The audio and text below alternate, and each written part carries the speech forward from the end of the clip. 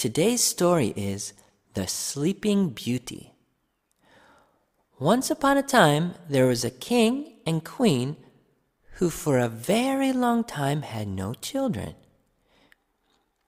And when at length a little daughter was born to them, they were so pleased that they gave a christening feast to which they invited a number of fairies.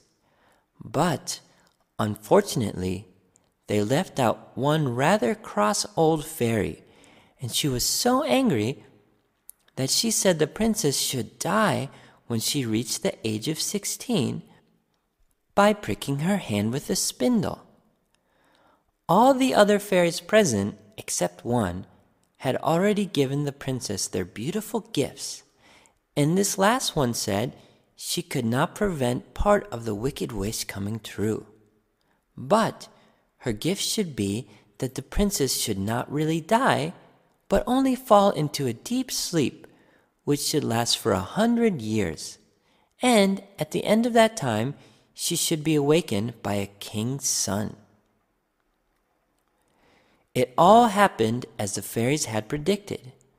When the princess was 16 years old, she saw an old woman spinning and took the spindle from her to try this strange new work.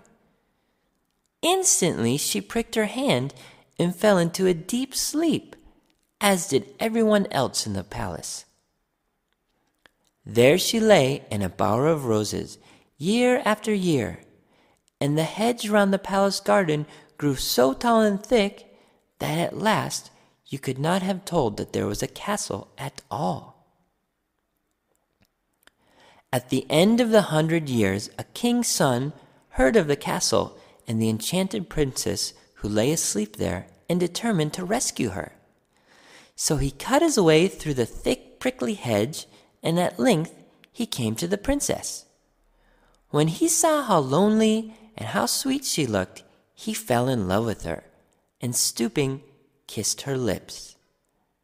At once she awoke, and with her the king and queen and all the courtiers, who had fallen asleep at the time.